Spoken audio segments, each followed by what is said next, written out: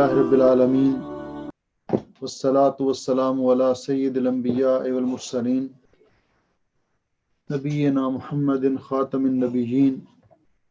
وعلی آلہ الطیبین الطاہرین واصحابہ الغر المیامین ومن تبعہم بإحسان الی یوم الدین اما بعد۔ معزز سامعین و ناظرین، السلام علیکم ورحمۃ اللہ وبرکاتہ۔ میں مرکز دعوت الجالیات کویت کے زیر اہتمام منعقد ہونے والے اس دینی پروگرام میں آپ کو خوش آمدید کہتا ہوں، اور اللہ رب العزت کی بارگاہ میں دعا گو ہوں کہ اللہ سبحانہ و تعالی اس بابرکت پروگرام میں آپ کی شرکت کو قبول و منظور فرمائے، اور اللہ سبحانہ و تعالی نے دین کا علم سیکھنے اور سکھانے والوں کے ساتھ جن انعامات کا وعدہ کیا ہے، اللہ رب العزت ہمیں ان انعامات سے نوازے، ہمیں علم نافع عطا فرمائے اور عمل صالح کی توفیق عطا فرمائے۔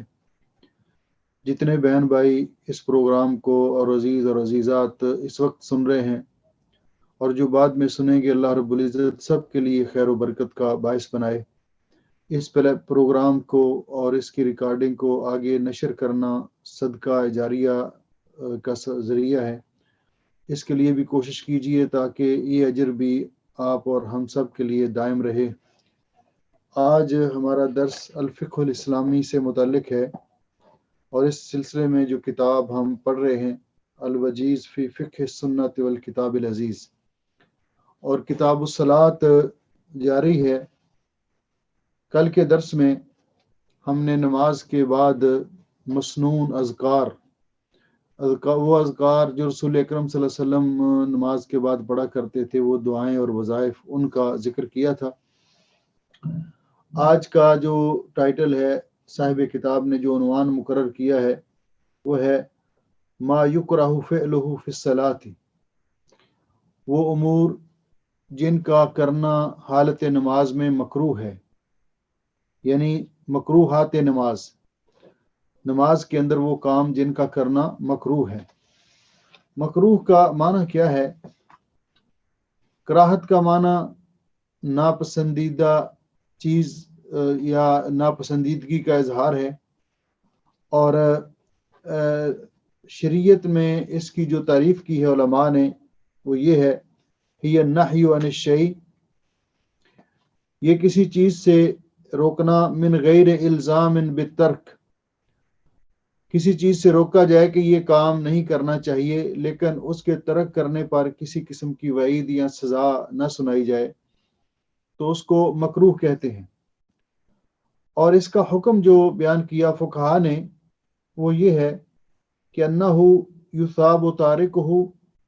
امتثالا، ایسی چیز جس کو شریعت نے مکروہ قرار دیا ہے، فقہا نے جس کے لیے مکروہ کا ٹائٹل قائم کیا ہے، اس کو ترک کرنے والے کو ثواب ملے، ولا یعاقب فاعلہ، اور جو اس کام کو کرتا ہے اس کو سزا نہ ہو، یعنی اس کا یہ عمل ناپسندیدہ ہو لیکن اس پر کوئی سزا نہ ہو کہ اس کی نماز باطل ہو جائے گی یا اس طرح، یہ اس میں شامل نہ ہو۔ وَيَجُوزُ فِعْلُهُ عِنْدَ الْحَاجَةِ مِنْ غَيْرِ اضطرار، اور ضرورت کے وقت اس کام کا کرنا یہ جائز ہو، یعنی اس کو مکروہ کہتے کہ عام حالات میں وہ چیز ناپسندیدہ ہو۔ اس کے ساتھ نماز تو باطل نہیں ہوتی، لیکن نماز کے خشوع میں کمی آتی ہے اور نماز کے اجر و ثواب میں کمی واقع ہوتی ہے۔ ایسے امور ان سے نماز کی حالت میں اجتناب کرنا، یہ ہر مسلمان کے لیے اس کو اہتمام کرنا چاہیے اور اجتناب کرنا چاہیے حالت نماز میں۔ ان میں سے سب سے پہلی چیز جو صاحب کتاب نے ذکر کی ہے، وہ یہ ہے العبث بالثوب او بالبدن لغیر حاجہ، حالت نماز میں بغیر کسی ضرورت کے اپنے جسم یا اپنے کپڑوں کے ساتھ کھیلتے رہنا۔ مثال کے طور پر کبھی بازو اوپر چڑھا لیا نماز کی حالت میں، کبھی نیچے لٹکا لیا، کبھی کپڑے اس کی سلوٹیں نکالتے رہے، کبھی کپڑوں کو سیدھا کرتے رہے، یا جسم کے ساتھ، بدن کے ساتھ کبھی ناک میں انگلی ٹھونستے رہے، کبھی ادھر خارش کر رہے ہیں بغیر ضرورت کے، کبھی ادھر کر رہے ہیں، کبھی کوئی حرکت کر رہے ہیں. تو ایسی چیزیں جو نماز کے خشوع میں فرق ڈالتی ہیں، تو اس کا ذکر کرتے ہوئے صاحب کتاب نے پہلے نمبر پر ذکر کیا کہ بغیر ضرورت کے، ہاں اگر کپڑے کو درست کرنا یہ لازمی ہو، مثلا یہ کوئی اظہار بند یا کہ ڈھیلا ہونے کی وجہ سے، یا پاجامہ یا کوئی چیز نیچے ہونے لگتی ہے اس کو تھوڑا اوپر کرنا، اس میں کوئی حرج نہیں ہے. اسی طرح یعنی کوئی ضرورت کے تحت اگر اس طرح کا کام کر لیا جائے، یا خارش ہوتی ہے تو اس کو خارش کیا جائے ضرورت کے وقت،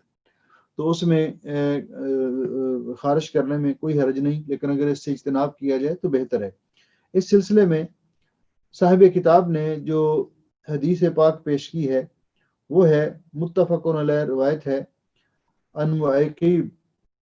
معقیب بیان کرتے ہیں رضی اللہ تعالیٰ عنہ ان نبی صلی اللہ علیہ وسلم قال فی الرجل، کہ نبی پاک صلی اللہ علیہ وسلم نے ایسے آدمی کے بارے میں فرمایا. کیسے آدمی کے بارے میں؟ یسوی ترابا حین یسجد، جو سجدہ کرتے وقت مٹی آگے سے زمین کو ہموار کرتا تھا. یا کنکریاں ہیں تو ان کنکریوں کو جو ان کو برابر کرے ہر وقت سجدہ جب سجدے کو جائے.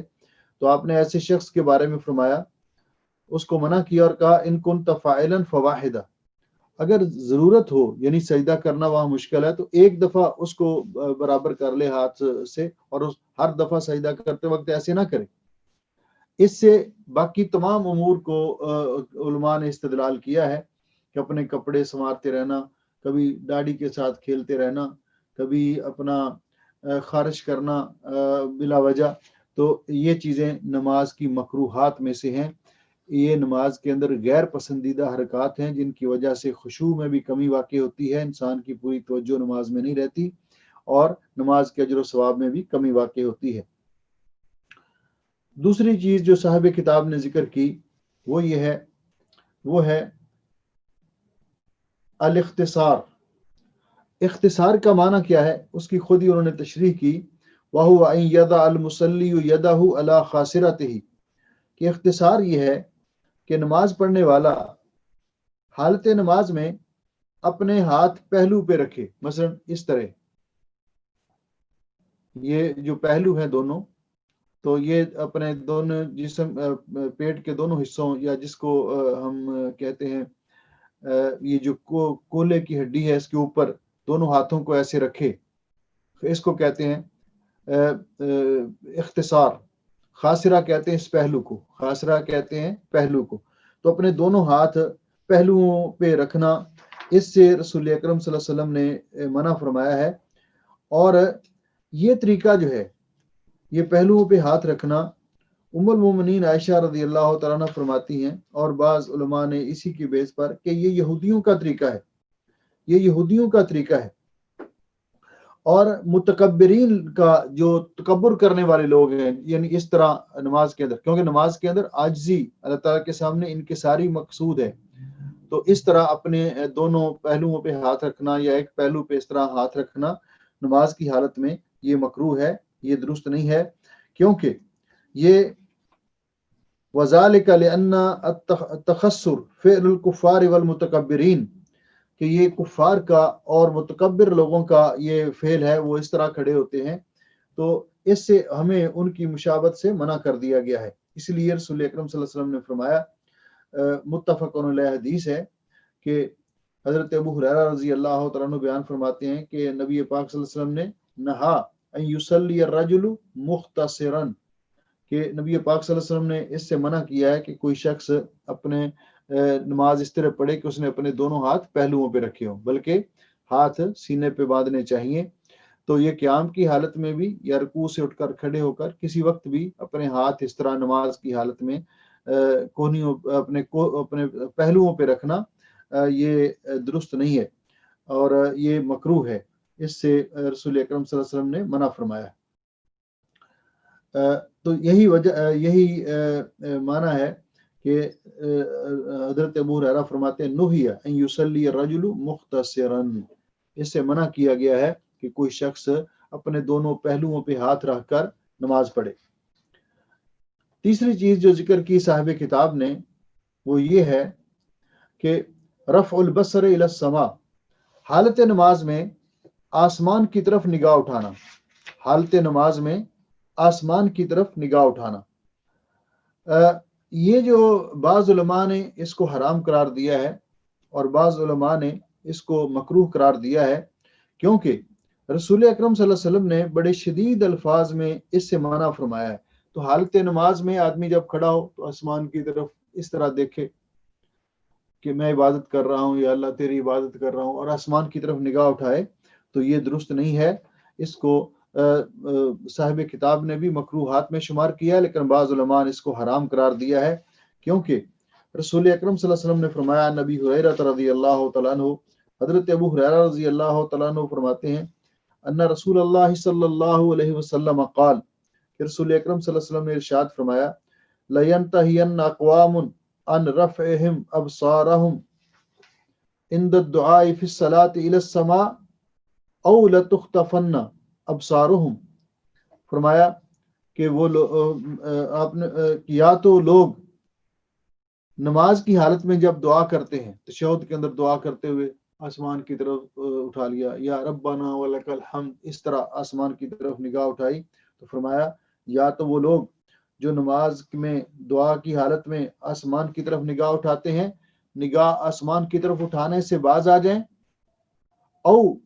لتخطفن ابصارہم، یا ان کی آنکھیں اچک لی جائیں گی، ان کی آنکھیں اچک لی جائیں گی۔ تو یہ اتنے شدید الفاظ میں جو رسول اکرم صلی اللہ علیہ وسلم نے فرمایا کہ ان کی آنکھیں اچک لی جائیں گی، تو یہاں جو اس سے بعض علماء نے استدلال کیا ہے کہ یہ معمولی مسئلہ نہیں ہے، بلکہ یہ ایسا کرنا نماز کی حالت میں ممنوع اور حرام ہے۔ کیوں کہ نماز کی حالت میں انسان کو حکم دیا گیا ہے کہ حالت نماز میں نمازی کی نظر حالت قیام میں اور حالت رکوع میں سجدے والی جگہ پہ ہونی چاہیے، سجدے والی جگہ پہ ہونی چاہیے، اس کی نگاہ آگے اور دائیں بائیں بھی نہیں ہونی چاہیے، سجدے والی جگہ پہ ہونی چاہیے۔ تو اس لیے ایسے نہیں کہ نماز کی حالت میں کھڑا انسان سامنے جو مسجد کی دیوار ہے اس کے جو اس پہ پھول بوٹے بنے ہوں یا کوئی ڈیزائن بنے ہوں اس کی طرف دیکھتا رہے، یا جو پردے لٹکے ہوئے ہیں ان کی طرف دیکھتا رہے اور انہی میں کہ کیسے یہ بنے ہوئے ہیں، تو اس سے نماز کے خشوع میں کمی واقع ہوتی ہے اور نماز کے اجر و ثواب میں کمی واقع ہوتی ہے۔ اس لیے اپنے سامنے نماز دیواروں پہ لکھی ہوئی آیات ان کو دیکھنا، یا اسی طرح نقش و نگار جو مسجد کے دیواروں پہ بنے ان کی طرف دیکھنا، کیونکہ یہ ساری چیزیں انسان کو نماز سے مشغول کر دیتی ہیں اور خشوع میں کمی کا باعث بنتی ہیں، اس لیے اس سے منع کیا گیا ہے۔ تو حالت نماز میں دعا کرتے وقت آسمان کی طرف نگاہ اٹھانا یہ بڑی سختی سے رسول اکرم صلی اللہ علیہ وسلم نے اس سے منع فرمایا ہے، اور یہ نماز کی مکروہات میں سے ہے، اس لیے اس سے اجتناب کرنا چاہیے۔ اسی طرح چوتھے نمبر پر ذکر کرتے ہیں الالتفات لغیر حاجہ، بغیر کسی حاجت اور ضرورت کے نماز کے اندر ادھر ادھر توجہ کرنا یا اپنا چہرہ ادھر ادھر گھمانا۔ ہاں اگر کوئی خارش ہوئی اس طرف تو تھوڑا سا ہو گیا تو کوئی حرج نہیں، یا کوئی ضرورت ایسی پڑی کہ اس میں تھوڑا سا اپنے رخ کو تھوڑا گھمایا، جیسا کہ رسول اکرم صلی اللہ علیہ وسلم نے وسوسے کی حالت میں فرمایا ہے کہ جب آپ سے کسی نے پوچھا کہ نماز کے اندر وسوسے آتے ہیں، خیالات آتے ہیں، تو بعض اوقات تو شیطان اس طرح یعنی وسوسے ڈالتا ہے، تو آپ نے فرمایا کہ ایک شیطان کی کا ایک گروپ ہے، ایک ٹیم ہے اس کی جس کا نام خنزب ہے، تو وہ نماز کے اندر انسان کے دل میں وسوسے ڈالتا ہے، اور جب وہ بہت زیادہ تنگ کرے تو پھر ہلکا سا اعوذ باللہ من الشیطان الرجیم پڑھ کے 3 بار ہلکے کندھے پہ بائیں کندھے پہ ہلکا سا تھوک لے، مثلا اعوذ باللہ من الشیطان الرجیم، اعوذ باللہ من الشیطان الرجیم، اعوذ باللہ من الشیطان الرجیم، تھوڑا سا۔ تو یہ التفات جو معمولی ہے تھوڑا سا چہرے کو کرنا، تو یہ اس میں کوئی حرج نہیں ہے، یا ضرورت کے وقت کچھ کرنا پڑ جاتا ہے، لیکن ٹوٹل چہرے کو اور سینے کو گھمانا قبلے سے دوسری سائڈ پہ، اس سے نماز باطل ہو جاتی ہے، اس سے نماز باطل ہو جاتی ہے۔ تو التفات یسیر. کیوں کہ عن عائشہ رضی اللہ تعالیٰ عنہ، ام المومنین عائشہ صدیقہ طیبہ طاہرہ رضی اللہ تعالیٰ عنہ روایت کرتی ہیں، قالت سألت رسول اللہ صلی اللہ علیہ وسلم، میں نے رسول اکرم صلی اللہ علیہ وسلم سے پوچھا، میں نے رسول اکرم صلی اللہ علیہ وسلم سے پوچھا. کس کے بارے میں پوچھا؟ ان الالتفات. التفات کا معنی ہوتا ہے دائیں بائیں متوجہ ہونا، یعنی کسی طرف متوجہ ہونا، دائیں بائیں اپنا چہرہ کرنا. تو رسول اکرم صلی اللہ علیہ وسلم نے فرمایا کہ قال هو اختلاس يختلسه الشیطان من صلاة العبد. یہ اچک لینا ہے، چرا لینا ہے، جو کہ شیطان بندے کی نماز میں سے اچک لیتا ہے یا چرا لیتا ہے. تو ایسا جو ہے یہ کرنا یہ جائز نہیں ہے. یہ شیطان انسان کی نماز میں کہ انسان کے خشوع میں کمی کرنے کے لیے اس کو اس طرف مائل کرتا ہے. تو فرمایا کہ اگر ضرورت بغیر ضرورت کے دائیں بائیں متوجہ ہونا یا التفات کرنا یہ درست نہیں ہے. ضرورت کا مطلب کیا ہے کہ مثال کے طور پر ایک آدمی آپ کے سائڈ پہ جگہ خالی ہو گئی، ایک آدمی کا وضو ٹوٹ گیا، وہ نکل گیا، تو اب تھوڑا سا وہاں آپ کو پتہ چلتا ہے تو اس کی جگہ خالی دیکھ کر آپ اس طرف چلے جاتے ہیں. یا اگلی صف میں جگہ خالی ہو جاتی ہے، آپ آگے چلے جاتے ہیں، تو ظاہر بات آپ نے دیکھا ہے تو آپ اس طرف گئے ہیں، تو اس میں کوئی حرج نہیں ہے. یہ ضرورت کے مطابق ہے، یہ ضرورت کے مطابق ہے. اس کے علاوہ دائیں بائیں نماز میں متوجہ ہونا یہ درست نہیں ہے. اور رسول اکرم صلی اللہ علیہ وسلم نے فرمایا کہ یہ اختلاس ہے، اچک لینا ہے، جو کہ شیطان ان مسلمان آدمی جو نماز پڑھ رہا ہے اس کی نماز میں سے اچک لیتا ہے جو چیز، اور اس کی خشوع میں کمی کر دیتا ہے. 5ویں نمبر پر یہ ذکر کیا کہ النظر الی ما یلہی، ایسی چیزوں کی طرف نظر کرنا یا ایسی چیزوں کو دیکھنا جو نماز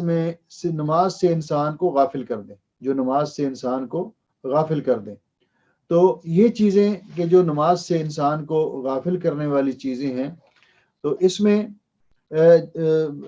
کوئی بھی چیز ہے، جس طرح میں نے پہلے ذکر کیا کہ سامنے کوئی چیز ہے، اگر سامنے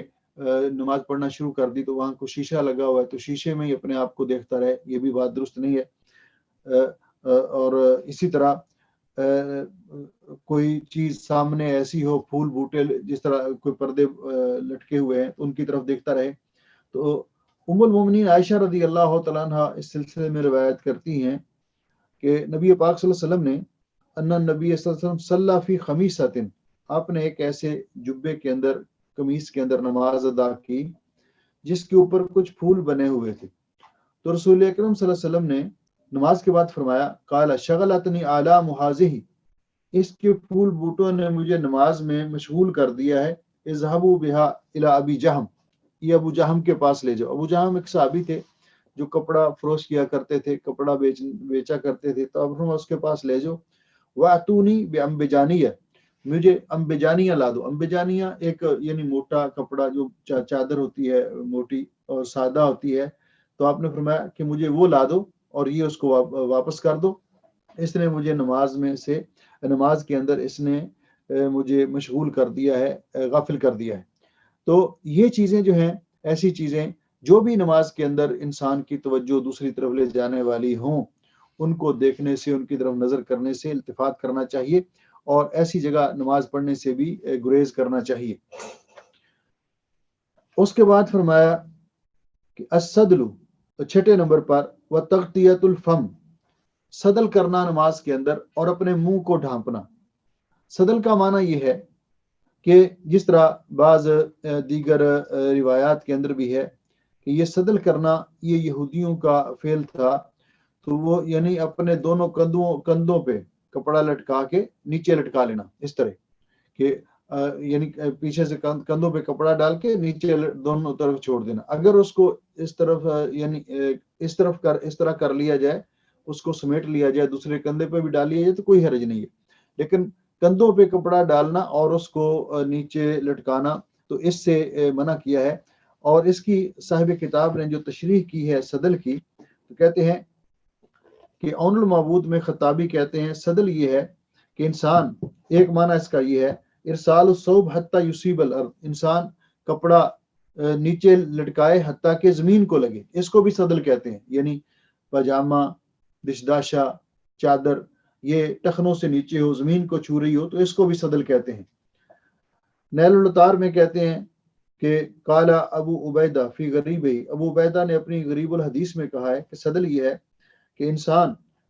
کپڑا اس طرح لٹکائے کہ اس کو اکٹھا نہ کرے، یعنی اس طرح لٹکا لے نیچے اور اس کو اکٹھا نہ کرے، اس کو صدل کہتے ہیں۔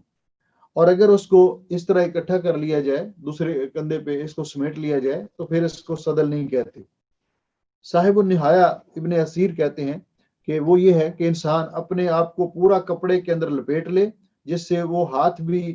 اور اپنے ہاتھ اس کے اندر ہوں اور اندر ہی وہ جو ہے نا سجدہ اور رکوع کرے، تو اس کو کہتے ہیں۔ اور بعض علماء نے کہا کہ یہ ساری قسمیں اس کے اندر آتی ہیں، اس لیے کپڑا نیچے لٹکانا کہ زمین کو لگے، کندھوں پہ ڈال کر نیچے لٹکا لینا، یہ ساری قسمیں اس کے اندر آتی ہیں، تو اس سے رسول اکرم صلی اللہ علیہ وسلم نے منع فرمایا ہے۔ اور دوسری چیز وَأَن يُغَطِّيَ الرَّجُلُ فَاهُ، نبی پاک صلی اللہ علیہ وسلم نے اس سے بھی منع فرمایا کہ نماز کی حالت میں کوئی شخص اپنے منہ کو ڈھانپے، یعنی نماز کی حالت میں منہ کو ڈھانپ کے رکھنا اس طرح، یہ مکروہ ہے، یہ مکروہ ہے، الا کہ کوئی عذر ہو یا مجبوری ہو، جس طرح کہ آج کل کے حالات میں آپ دیکھتے ہیں کہ بیماری کی وجہ سے، کہ بیماری متعدی نہ ہو، دوسرے لوگوں کو نہ لگے، احتیاطی تدابیر کی وجہ سے تو ماسک پہنتے ہیں، تو یہ ضرورت کے وقت جائز ہے۔ عام حالات کے اندر اپنے چہرے کو ڈھانپنا وہ نماز کے اندر یہ مکروہ ہے، رسول اکرم صلی اللہ علیہ وسلم نے اس سے منع فرمایا ہے۔ اس کے بعد 7ویں نمبر پر ذکر کرتے ہیں التصاؤب۔ تصاؤب کا معنی ہے جمائی لینا، تصاؤب کا معنی جمائی لینا۔ نماز کے اندر جمائی لینا کہ جس طرح جب آدمی کو جمائی لینے کی حاجت ہو تو آدمی منہ کھول کے کر کے جمائی لے، تو یہ عام حالات میں بھی نبی پاک صلی اللہ علیہ وسلم نے فرمایا کہ اس طرح نہ کرو۔ کیوں کہ جب انسان کرتا ہے تو شیطان ہنستا ہے، شیطان اس کا مذاق اڑاتا ہے، تو اس لیے نماز کی حالت میں جو جمائی لینا یہ بھی درست نہیں ہے، بلکہ کیا کرنا چاہیے، یہ یعنی مکروہ ہے منہ کھول کر۔ اگر جمائی آئی ہے تو ہاتھ کے ذریعے یا اس طرح اس کو روک لیا یا اس پہ قابو پا لیا، تو یہ انسان یہ مجبوری ہے، اس میں کوئی حرج نہیں ہے۔ لیکن جمائی آئے تو انسان کھل کے جمائی لے، یہ نماز کے اندر مکروہ ہے، جس طرح کہ حضرت ابو ہریرہ رضی اللہ تعالیٰ عنہ کی اس روایت میں ہے، ان ابی ہریرہ رضی اللہ تعالیٰ عنہ ان النبی صلی اللہ علیہ وسلم قال التثاؤب فی الصلاۃ من الشیطان، نماز کے اندر جمائی لینا یہ شیطان کی طرف سے ہے۔ شیطان انسان پہ غلبہ جب ڈالنے کی کوشش کرتا ہے،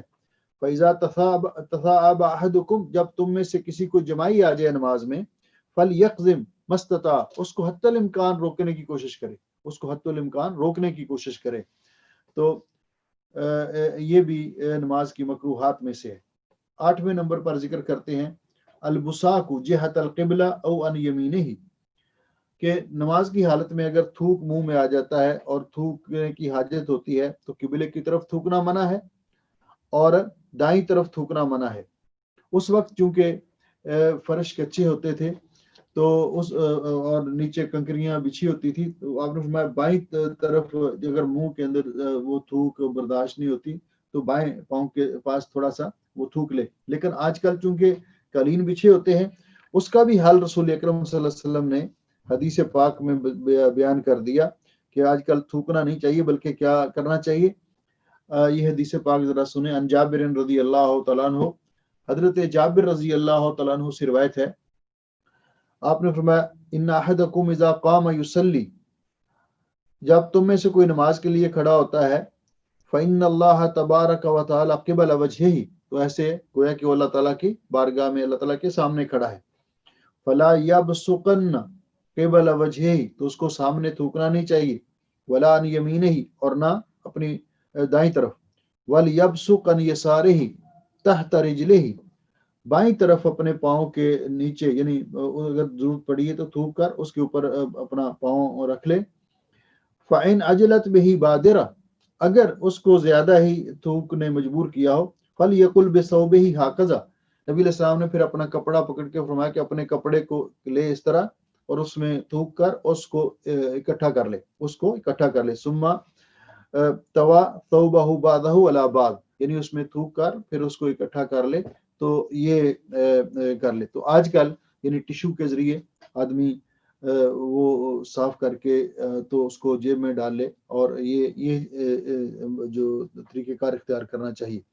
तो इससे भी ये भी नमाज के अंदर ऐसे करना ये भी मकरूह है। उसके बाद 9वें नंबर पर तशबीकुल असाबे, तशबीकुल असाबे, तशबीक कहते हैं उंगलियों में उंगलियां डालना, जिस तरह ये एक हाथ की उंगलियां दूसरी उंगलियों में डालना, इससे भी ये भी मकरूह है हालत नमाज में। हत्ता कि मस्जिद के अंदर भी इस तरह करके बैठना ये मकरूह है। तो जब मस्जिद के अंदर मकरूह है तो हालत नमाज में बिल औला मकरूह है। जैसा कि हजरत अबू हुरैरा रज़ी अल्लाह तआला अन्हु बयान करते हैं, क़ाला रसूलुल्लाह सल्लल्लाहु अलैहि वसल्लम, कि रसूल अकरम सल्लल्लाहु अलैहि वसल्लम ने इरशाद फरमाया, इज़ा तवद्दा अहदुकुम फी बैतिही, जब तुम में से कोई शख्स घर से वुजू करके आता है, सुम्मा अतल मस्जिद, फिर मस्जिद में आता है नमाज पढ़ने के लिए, कान फी सलात, वो नमाज के अंदर ही शुमार होता है, हत्ता यरजिया, यहाँ तक कि वो नमाज पढ़ के वापस लौट जाए। फला यकुल हाकज़ा, तो उसको ऐसे नहीं करना चाहिए, उसको ऐसे नहीं करना चाहिए। वह शब्बा का बैना असाबे ही, तो नबी अलैहिस्सलाम ने अपने दोनों हाथों की उंगलियां एक दूसरे में डाल के फरमाया ऐसे, उसको ऐसे नहीं करना चाहिए नमाज में, क्योंकि वो नमाज में ही शुमार होता है। तो मस्जिद के अंदर भी इस तरह करके बैठना, और इसी तरह मस्जिद नमाज ममनू है और मकरूह नापसंद किया गया है। इसी तरह नमाज की हालत में भी ऐसे करना नापसंद किया गया है। इसी तरह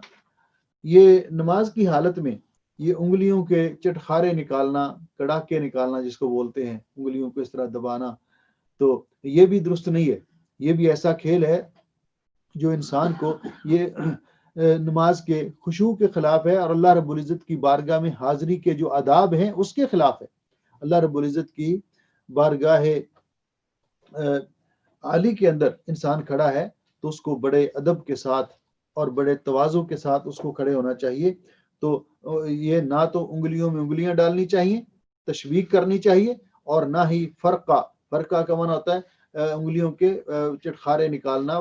कड़ाके निकालना, पटाखे निकालना, तो ये भी जायज़ नहीं है नमाज की हालत में, ये भी मकरूह है। इसी तरह साहिब किताब ने यह भी जिक्र किया नमाज की 10वें नंबर पर, कफ़्फ़ु शा'r व थौब, नमाज की हालत में अपने कपड़ों को दुरुस्त करना या अपने बालों को दुरुस्त करना, यानी नमाज की हालत में अपने बालों को दुरुस्त करना, संवारते रहना, दाढ़ी के बालों को संवारते रहना, सर के बालों को संवारते रहना, इस तरह कपड़ों को बार बार दुरुस्त करना, तो ये भी नमाज की हालत में ये मकरूह है। अन इब्न अब्बास रज़ी अल्लाह तआला अन्हुमा, हज़रत अब्दुल्लाह इब्न अब्बास रज़ी अल्लाह तआला अन्हुमा से रिवायत है, अन नबी सल्लल्लाहु अलैहि वसल्लम, के वो नबी पाक सल्लल्लाहु अलैहि वसल्लम से रिवायत करते हैं, काला, कि आपने फरमाया, उमिरतु अन अस्जुद अला सबअति आज़ुम, मुझे ये हुक्म दिया गया है कि अल्लाह ताला ने मुझे हुक्म दिया है कि मैं 7 अज़ा पर सजदा करूं, वला अकुफ़ शारन वला थौबन, और ना मैं नमाज की हालत में अपने कपड़ों को दुरुस्त करूं, कभी इकट्ठा कर लिया, कभी फैला लिया, और ना ही अपने बालों को मैं संवारूं, तो आपने इससे मना फरमाया है। तो ये चीजें भी नमाज की हालत के अंदर मकरूह हैं। इसी तरह 11वें नंबर पर इन्होंने जो जिक्र किया है, ये हम मसला पहले भी जिक्र कर चुके हैं कि हालत नमाज के अंदर जब सजदे को जाना है तो पहले घुटने रखना ये भी मकरूह है, क्योंकि सुन्नत से ये साबित है कि पहले हाथ रखे जाएं, और इसके लिए जो हदीस जिक्र की है नबी हुरैरा रज़ी अल्लाह तआला अन्हु, हजरत अबू हुरैरा रज़ी अल्लाह तआला अन्हु से रिवायत है कि रसूल अकरम सल्लल्लाहु अलैहि वसल्लम ने फरमाया, इज़ा सजद अहदुकुम, जब तुम में से कोई सजदा करे, फला यबरुक कमा यबरुकुल बईर, तो वो इस तरह ना बैठे जिस तरह ऊंट बैठता है, वल यज़ा यदैहि क़ब्ला रुकबतैहि, उसको चाहिए कि अपने हाथ अपने घुटनों से पहले रखे, यानी अपने हाथ घुटनों से पहले जमीन पे रखे। तो ये भी इससे ये भी नमाज की मकरूहात में साहिब किताब ने शुमार की है। इसी तरह अपने दोनों सजदे की हालत में اپنے ہاتھوں بازوؤں کو زمین پر بچھا دینا سجدے کی حالت میں، یعنی سجدے کی حالت میں ہمیں کیا حکم ہے کہ ہاتھ زمین پر ہو اور یہ کوہنی زمین سے اٹھی ہوئی ہو، لیکن اس بازو پورا جو ہے اس کو زمین پر بچھا دینا، کوہنی بھی زمین پر لگی ہوئی ہو، تو یہ بھی منع ہے اور یہ بھی نماز کی مکروہات میں شمار کی ہے۔ صاحب کتاب اس سلسلے میں جو حدیث ذکر کی ہے کہ ان انس رضی اللہ تعالیٰ عنہ، حضرت انس رضی اللہ تعالیٰ عنہ سے روایت ہے، ان النبی صلی اللہ علیہ وسلم کہ نبی پاک صلی اللہ علیہ وسلم نے فرمایا اعتدلوا فی السجود، سجدے کے اندر اعتدال کرو، سجدہ اعتدال کے ساتھ کرو، ولا یبسط احدکم ذراعیہ انبساط الکلب، تم میں سے کوئی بھی سجدے کے اندر اپنا بازو اس طرح نہ بچھائے جس طرح کہ کتا اپنے بازو بچھاتا ہے۔ ایک روایت میں جس طرح درندہ اپنے بازو بچھاتا ہے، آپ جانتے ہیں کتا ہے، بھیڑیا ہے، شیر ہے، یہ جب بیٹھتے ہیں تو اس طرح بازو ان کا پورا زمین پہ لگا ہوتا ہے، تو کوہنی بھی اور آگے پنجہ بھی، تو فرمایا اس طرح نہ کوئی زمین پر اپنا بازو بچھائے، بلکہ کوہنی جو ہے یہ زمین سے اٹھی ہوئی ہونی چاہیے۔ تو یہ بھی نماز کی مکروہات میں سے، جس طرح اس طرح کر کے ہاتھ سر سے آگے چلے جائیں اور ہاتھوں کو زمین پر بچھا لیا جائے، کوہنی بھی زمین پہ لگی ہوئی ہو، تو یہ بھی نماز کی مکروہات میں سے ہے۔ 13ویں نمبر پر ذکر کرتے ہیں الصلاۃ بحضرت الطعام وهو يدافعه الاخبثان، کہ ایسی حالت میں نماز ادا کرنا کہ جب اس کی فکر اور سوچ یہ متفرق ہو، اس کو کسی اور چیز کی فکر ہو۔ اس سلسلے میں انہوں نے ذکر کیا کہ جس طرح کہ آدمی بول و براز کو روک کر، ہوا کو روک کر، یا سخت سردی کی حالت میں کہ جب وہ ٹھٹر رہا ہو اور اس کے لیے کھڑا ہونا مشکل ہو تو بغیر کپڑے کے وہ اس طرح نماز پڑھے جلدی میں، تو یہ ساری چیزیں، یا کھانا سامنے دسترخوان پہ لگ جائے اور ادھر اقامت ہو جائے تو پھر کھانا چھوڑ کر اس طرح نماز پڑھنا، تو یہ بھی رسول اکرم صلی اللہ علیہ وسلم نے اس سے منع فرمایا ہے، اور کیونکہ اس سے نماز کے خشوع میں فرق واقع ہوتا ہے۔ ام المؤمنین عائشہ رضی اللہ تعالیٰ عنہ روایت کرتی ہیں، قالت سمعت النبی صلی اللہ علیہ وسلم،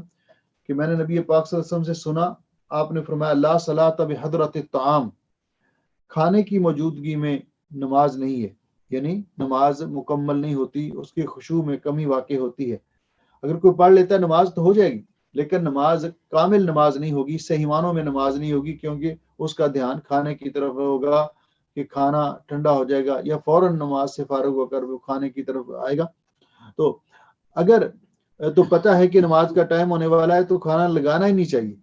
اور اگر پتہ نہیں چلا کھانا لگ گیا دسترخوان پہ، کھانے کے لیے بیٹھ گئے ہیں اور ادھر اقامت ہو گئی، تو پھر کھانا وہیں چھوڑ کر نماز کے لیے نہیں جانا چاہیے، بلکہ پہلے کھانا کھا لیں اور بعد میں نماز ادا کر لیں، کیونکہ اس سے نماز کے اندر خلل واقع ہوگا اور آدمی کی سوچ فکر نماز کی طرف، کھانے کی طرف رہے گی، اور اس سے آپ نے منع فرمایا ولا وهو يدافعه الاخبثان، نہ اس حالت میں انسان نماز ادا کرے کہ دو خبیث چیزیں اس کو مجبور کر رہی ہوں۔ اس سے مراد بول و براز ہے، پیشاب نے اس کو تنگ کیا ہو یا پخانے نے اس کو تنگ کیا ہو، تو وہ اس کو روک کر، کیوں کہ اس کی پھر پوری توجہ نماز کی طرف نہیں ہوگی، وہ اسی کو روکنے کے چکر میں ہوگا، جو ہی اسلام پھرے گا پھر واش روم میں فوراً بھاگے گا۔ تو پہلے ان چیزوں سے فارغ ہو کر نماز پڑھنے کے لیے آئے، جتنی نماز امام کے ساتھ مل جائے ان کے ساتھ پڑھ لے، اور باقی جو ہے وہ بعد میں پوری کر لے، لیکن اس لیے کہ جماعت نکل جائے گی اور بول و براز کو روک کر نماز پڑھنا، یہ بھی نماز کی مکروہات میں سے ہے۔ 14ویں نمبر پر ذکر کرتے ہیں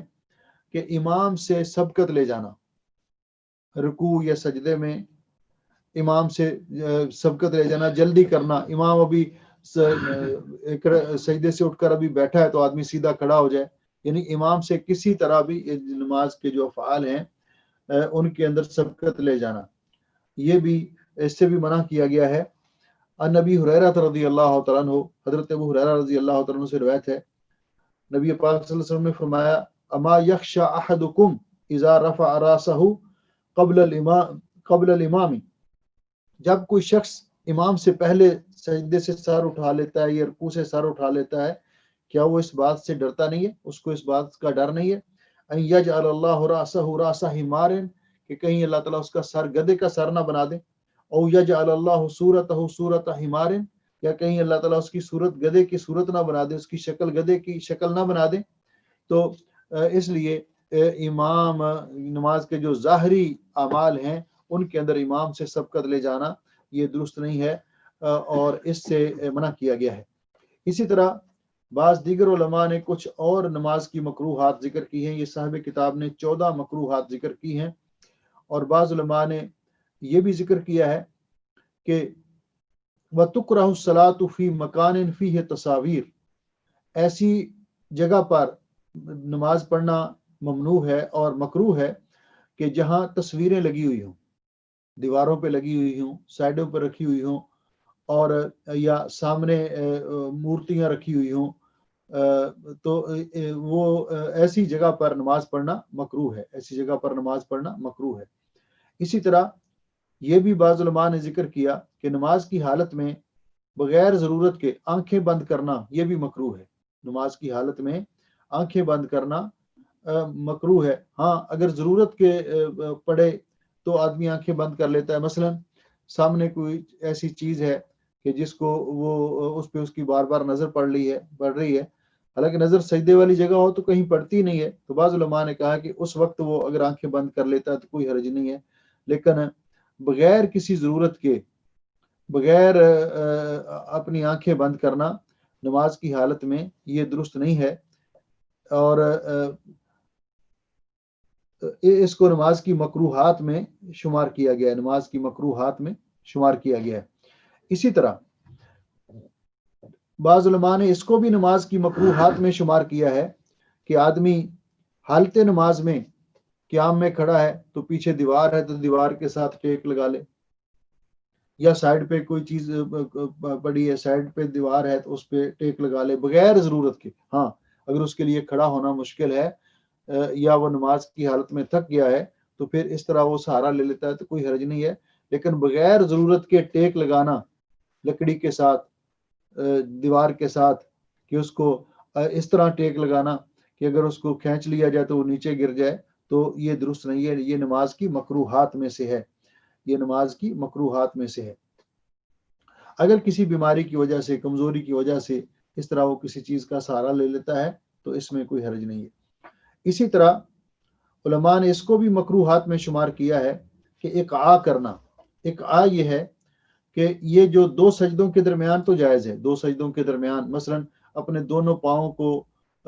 کھڑا کر کے ایڑیاں ملا کر ان کے اوپر بیٹھنا دو سجدوں کے درمیان، لیکن تشہد کے اندر جو تشہد اول ہے یا تشہد ثانی ہے، اس میں بغیر ضرورت کے اگر کوئی مجبور ہے، کسی کے پاؤں میں تکلیف ہے تو الگ بات ہے، وگرنہ اس طرح اقعاء کرنا، بیٹھنا یہ جو ہے یہ مکروہ ہے، کیونکہ رسول اکرم صلی اللہ علیہ وسلم نے اس سے منع فرمایا ہے۔ آپ نے فرمایا کہ جب سجدے سے سر اٹھاؤ تو اس طرح نہ بیٹھو کہ جس طرح فلا تقع کما یقی الکلب، اس طرح نہ بیٹھو جس طرح یقعی الکلب، جس طرح کہ کتا بیٹھتا ہے، یعنی بالکل اس طرح آدمی ہاتھ نیچے رکھے اور اپنا پاؤں کھڑے کر کے اور ان کی ایڑیوں پر بیٹھ جائے، تو یہ بھی مکروہ شمار کیا ہے۔ اسی طرح بعض علماء نے یہ بھی مکروہات میں شمار کیا ہے کہ آدمی حالت نماز میں سجدے کے لیے کوئی چیز مخصوص کر لے، جس طرح کہ بعض لوگ روافض وہ ایک ٹھیکری قسم کی چیز یا کوئی ایسی چیز جس کو وہ کہتے ہیں کہ فلاں جگہ کی مٹی لگی ہوئی ہے، اس کو سجدے والی جگہ پہ رکھ کر اس پر پھر سجدہ کرتے ہیں۔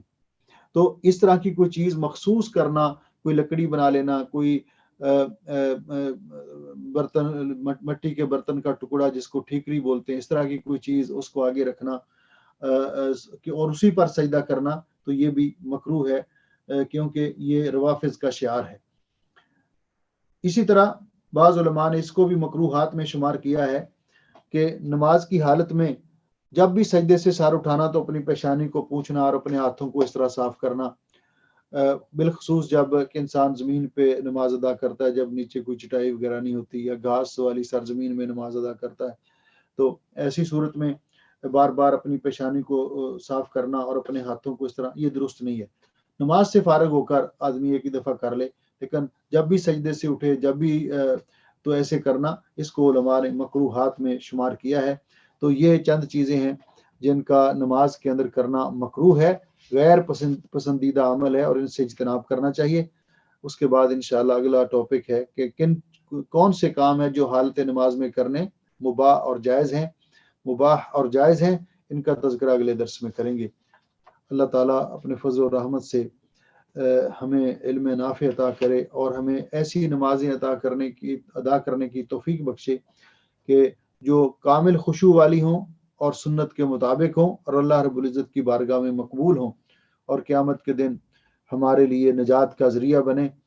اور اس کے لیے ضروری ہے کہ ہم یہ مسائل سیکھیں کہ جن چیزوں کو نبی پاک صلی اللہ علیہ وسلم نے نماز کے اندر جو اعمال کیے ہیں ان کو کیا جائے اور جن سے منع کیا ہے ان سے اجتناب کیا جائے۔ اللہ تعالیٰ ہم سب کو دنیا اور آخرت بہتر بنائے، ہمارے بیماروں کو اللہ تعالیٰ شفائے کامل عطا فرمائے، پریشان لوگوں کی پریشانیاں دور فرمائے، ہمیں بھی ہمارے اہل و عیال عزیز و اقارب کو بھی اپنے حفظ و امان میں رکھے، اور اللہ تعالیٰ دنیا اور آخرت میں دنیا میں بھی عزت کی زندگی عطا فرمائے، ایمان اور اسلام پہ ہمیں قائم رکھے، آخری وقت آئے تو ہمارا خاتمہ ایمان پہ کرے۔ بارک اللہ فیکم، سبحانک اللہم و بحمدک، اشہد ان لا الہ الا انت، استغفرک و اتوب الیک۔